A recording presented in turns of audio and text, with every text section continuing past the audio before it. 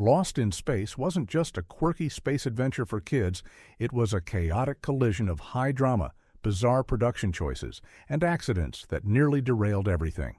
Behind the colorful sets and campy tone, there were fires on stage, broken careers, stolen props, and even romances that shocked Hollywood.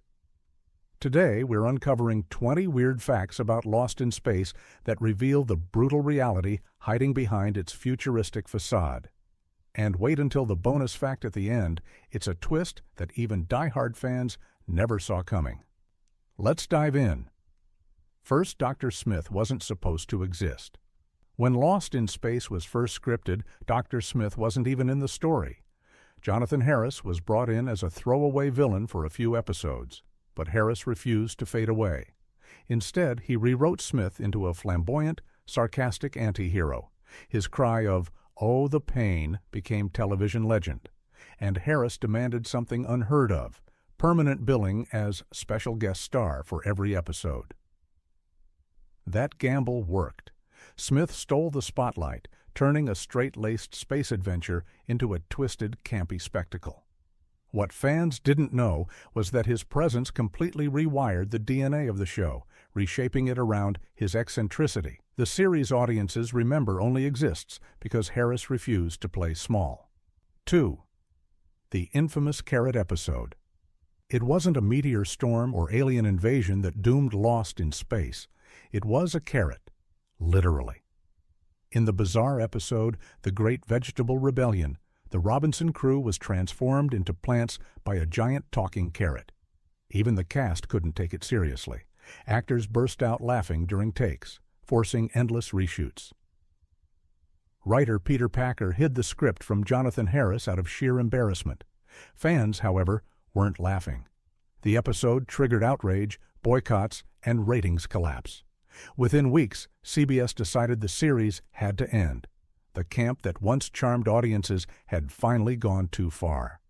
What viewers saw as absurd comedy was, behind the scenes, a death knell for the entire franchise. 3. Billy Mooney and Angela Cartwright's teenage romance. On-screen, Will and Penny Robinson were siblings. Off-screen, Billy Mooney and Angela Cartwright were teenagers discovering first love under Hollywood's harsh spotlight. Mooney waited until he had his driver's license before asking her out. Soon after, the two were engaged, kids barely in their mid-teens. Industry gossip exploded. A show about a stranded family in space suddenly had a tabloid romance behind it. But unlike most child star scandals, this ended differently. They quietly broke off the engagement and remained close friends for decades. In an era defined by feuds and betrayals, their story stood as one of rare loyalty. It wasn't scandal, but bittersweet humanity unfolding behind the costumes. 4. Guy Williams walks away from Hollywood.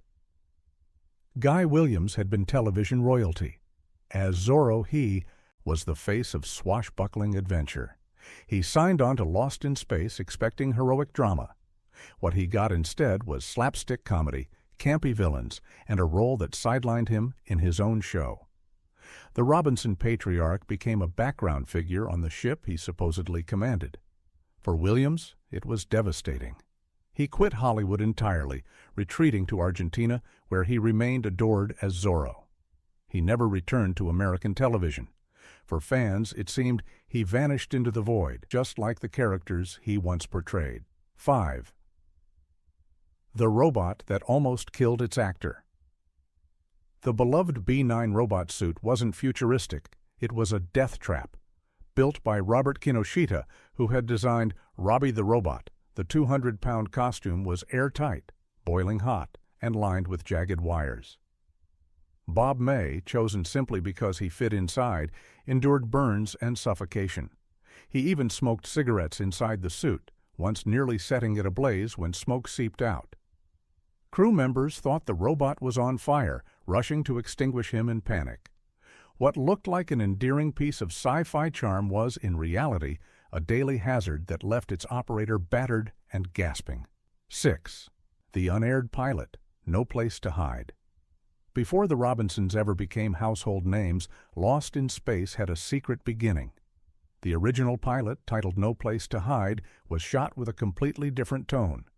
No Dr. Smith, no robot B-9, just the Robinson family and their pilot battling loneliness and danger in deep space.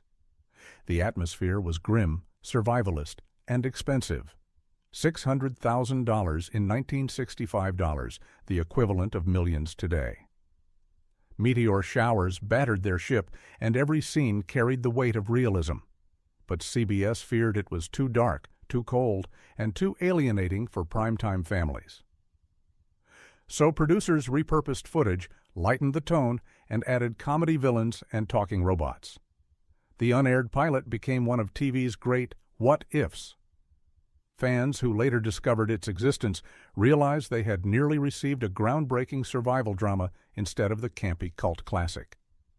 Lost in Space wasn't born light-hearted, it was forced into it. 7. When laughter froze filming. Filming a space adventure wasn't always thrilling, it was sometimes ridiculous. During episodes featuring absurd storylines, especially the infamous Great Vegetable Rebellion, cast members couldn't keep a straight face. Imagine respected actors in silver suits trying to act while a colleague played a giant carrot. Giggles erupted, takes collapsed, and directors shouted, "Cut!" repeatedly. The constant laughter didn't just waste time, it threatened the entire schedule. Production costs ballooned and tempers flared. As punishment, 2 actors were suspended from future episodes for derailing production. From that moment on, silence ruled the set. No one dared laugh during a scene, no matter how absurd the material. What audiences saw as campy fun masked the tension of a cast, afraid to lose work. Behind those smiling faces on screen was a crew walking on eggshells, terrified that one laugh too many could end a career. 8. The boycotted reunion of 1976. In 1976, America was in the grip of nostalgia. Family Feud organized a special reunion episode to bring the Robinsons back together. It should have been a celebration, a chance for fans to relive their childhoods. But when cameras rolled, 2 major absences shattered the illusion. Billy Mooney and Jonathan Harris refused to appear. No explanation was offered, and speculation exploded. Had Harris clashed with Mooney? Did old wounds from the chaotic set still linger? Newspapers ran theories. Fans whispered about grudges, and suddenly the family that once seemed united on screen looked fractured behind the curtain. The reunion went on, but it felt hollow. 2 missing faces cast a shadow over the nostalgic glow. Instead of rekindling joy, the special reminded audiences that Lost in Space had left scars, emotional ones that no rerun could erase. 9th, an ending without a goodbye. Most shows at least get a send-off. Lost in Space didn't. Season 3 ended with the Robinsons stranded on a strange planet, their fates unresolved. No final speech, no farewell. Just silence. The cast didn't even know the final episode they filmed would be their last. Weeks later, CBS pulled the plug, and the actors learned from the press that their journey was over. Some cried on set. Others simply went numb. Fans were left adrift with no closure, as if the Robinsons themselves had been abandoned in space forever. Decades later, the 1998 movie repeated history, ending abruptly with a time jump into the future and leaving questions unanswered. It wasn't just cancellation, it was erasure. Lost in Space ended not with a bang, but with a haunting absence that mirrored its title, Lost with No Way Home. 10th. A 200-year-old inspiration audiences thought Lost in Space was futuristic, but its roots stretched centuries back.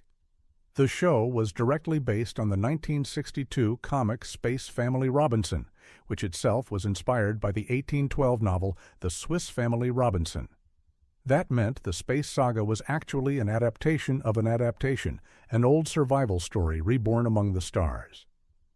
Producers cleverly cross-promoted the TV series with the comic, expanding its reach and drawing fans into a broader sci-fi ecosystem. What's fascinating is how timeless the theme was. A family stranded far from home, forced to adapt.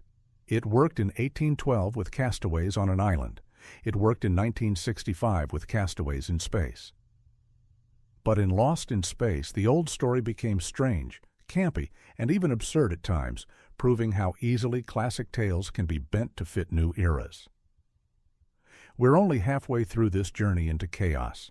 If these revelations shocked you, go ahead and like and subscribe, because the next 10 facts dive even deeper into stolen props, casting feuds, and production disasters you won't believe actually happened. 11. Billy Mumy, a Star Trek fan in enemy territory. It sounds like betrayal, but it wasn't. Billy Mumy, the boy who played Will Robinson, grew up idolizing Star Trek. While Lost in Space and Star Trek competed for the same sci-fi audience, Mumy was sneaking off to watch Captain Kirk and Spock. His admiration ran so deep that decades later he jumped ship, literally appearing as a Starfleet officer in Star Trek, Deep Space Nine in 1998. He loved the role because, unlike many sci-fi guest stars, he didn't have to sit through hours of prosthetics. Off-screen, Mumy was also a musician, famous for his quirky comedy duo Barnes and their cult novelty song, Fish Heads. Fans of Lost in Space were stunned to learn that their young space hero had always been rooting for the enemy. It wasn't just television rivalry, it was proof that even inside the Lost in Space family, hearts secretly beat for another universe. 12. The immortal voice of the robot. The towering robot. B9 might have looked clunky, but its voice was unforgettable. Actor Bob May operated the suit, but it was Dick Tufeld who gave the machine its soul. His booming delivery of "Danger, Will Robinson" became one of the most iconic catchphrases in TV history. Tufeld wasn't just the robot's voice, he also narrated the show's openings, his tone shifting from ominous to thrilling in seconds. What audiences didn't realize was how much Tufeld's performance defined the show. Without his commanding yet oddly compassionate delivery, the robot would have been nothing more than a steel shell. Decades later, when the 1998 film revived Lost in Space, producers brought Tufeld back, his voice barely aged at all. The continuity stunned fans. It was as if the robot had never left. Tufeld proved that sometimes one voice can outlive entire franchises. 13. Jupiter 2, the million-dollar black hole. The sleek ship at the heart of Lost in Space wasn't just a prop, it was a budget nightmare. Constructing Jupiter 2's interior and model swallowed $350,000 in 1965, more than $2.5 million today. It cost more than the USS Enterprise on Star Trek, despite that rival show being known for lavish sets. On screen, producers even inflated its fictional price tag to $30 billion, making it one of the most expensive crafts in science fiction history. Every inch of Jupiter 2 was meticulously built, the glowing control panels, the chrome engine room, the cozy sleeping quarters. Audiences believed it could really fly. But behind the glamour, the ship was also a sinkhole for resources. Writers sometimes avoided using it in stories to cut costs. Ironically, the vessel that symbolized hope and exploration was, in reality, a burden that almost dragged the show down. 14. The stolen Spock ears. Rivalries between sci-fi shows weren't limited to ratings, they extended to props. In 1967, the Lost in Space team needed a new alien design for the episode The Haunted Lighthouse. Instead of creating something fresh, the makeup department borrowed molds directly from Star Trek. The result? Aliens with unmistakably Spock-like ears. A quick paint job was supposed to disguise the theft, but fans noticed instantly. Star Trek loyalists erupted, accusing the production of plagiarism. Meanwhile, some Lost in Space fans gloated that their show had beaten the rival at its own game. Behind the scenes, though, the truth was less scandalous. The makeup artists on both shows were friends, casually sharing resources. Still, the incident fueled the legend of the Sci-Fi wars of the 1960s, where even a pair of rubber ears became weapons in a battle for television dominance. 15th casting drama. the Dr. Smith who never was before. Jonathan Harris cemented himself as the conniving Dr. Smith. Another actor was nearly cast, Carroll O'Connor, who would later find fame as Archie Bunker in All in the Family. O'Connor's take on Dr. Smith would have been radically different, less flamboyant and witty, more rough-edged and sinister. Producers debated fiercely, torn between comedic menace and dark villainy. Choosing Harris reshaped the show, turning Smith into a campy anti-hero rather than a straightforward villain. Imagine Lost in Space without Harris's eye rolls, shrieks, and sarcastic quips. It would have been unrecognizable. The decision divided the crew, but ultimately gave the series its strange charm. Sometimes casting isn't just about filling a role, it defines an entire show. And in this case, it saved Lost in Space from being just another forgotten space drama. 16. Smart prop reuse. Recycling the future television in the 1960s didn't have blockbuster budgets. Lost in Space had to stretch every dollar, and that meant props couldn't just be one and done. The crew became masters of recycling. A long-range scanner, repaint it, add a few blinking lights, and suddenly it's alien technology. Robot parts were repurposed, helmets reshaped, and machines redressed for multiple planets. Sometimes the same prop appeared in 3 different episodes, disguised only by a new coat of paint. Audiences at home rarely noticed, but cast and crew laughed at the tricks. This wasn't laziness, it was survival. Without these clever cheats, the show would have gone bankrupt halfway through Season 1. It wasn't about crafting entirely new worlds every week, it was about convincing audiences with smoke, mirrors, and silver paint. Ironically, the futuristic technology viewers marveled at was often just last week's set, reborn under a different spotlight. 17th Dr. Smith's missing cryo tube. Here's a riddle that's puzzled fans for decades. Where did Dr. Smith sleep? The original Jupiter 2 was designed with 6 cryo tubes, exactly enough for the Robinson family and their pilot. Then Jonathan Harris's Dr. Smith was added as a stowaway. Suddenly, there weren't enough beds. The show never explained it, and sharp-eyed viewers pounced on the error. Did Smith squeeze into someone else's chamber? Sleep upright like a vampire? Hide in the food storage unit? Fans joked for years about the missing tube mystery, turning it into one of television's earliest continuity debates.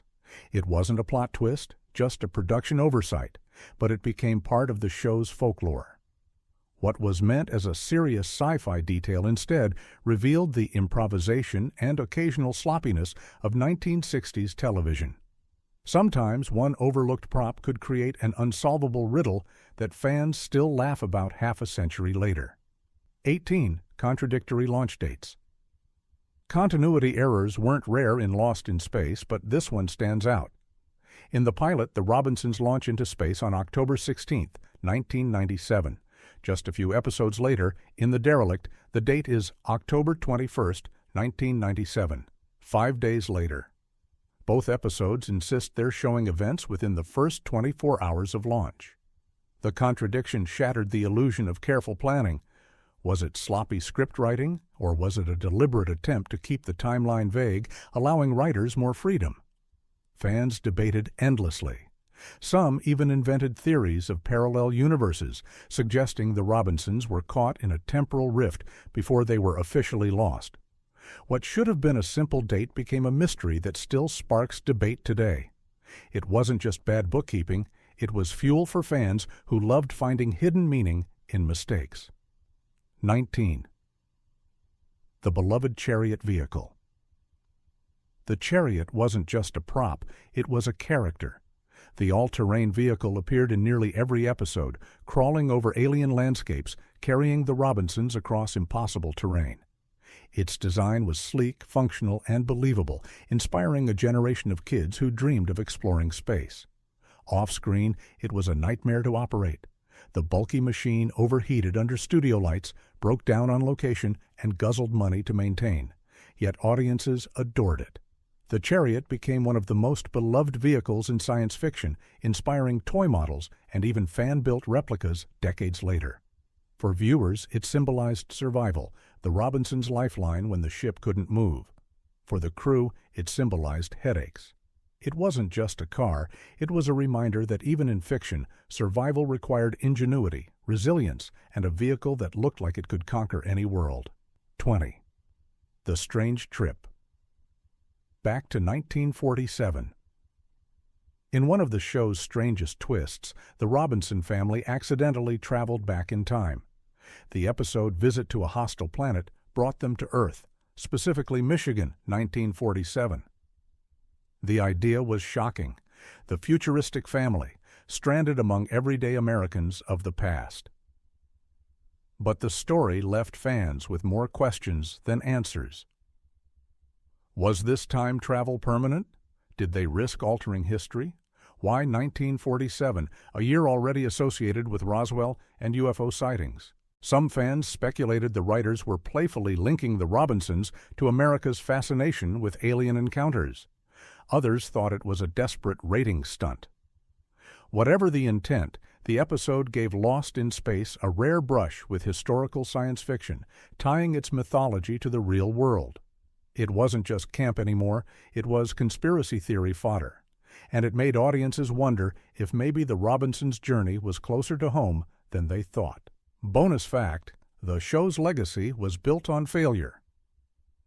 Here's the twist, Lost in Space wasn't a ratings triumph. It was canceled after 3 seasons, mocked for its camp, and overshadowed by Star Trek. Yet decades later, it's remembered as a cult phenomenon.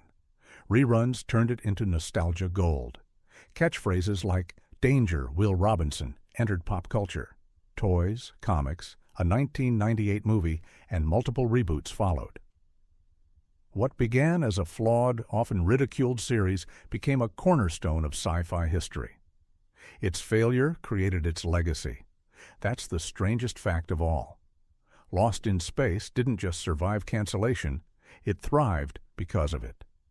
Lost in Space wasn't just a campy 1960s sci-fi show, it was a battlefield of clashing egos, production blunders, and unintentional brilliance. Its legacy proves that sometimes the most imperfect creations endure the longest. So, if you enjoyed these secrets, don't forget to like, share, and subscribe.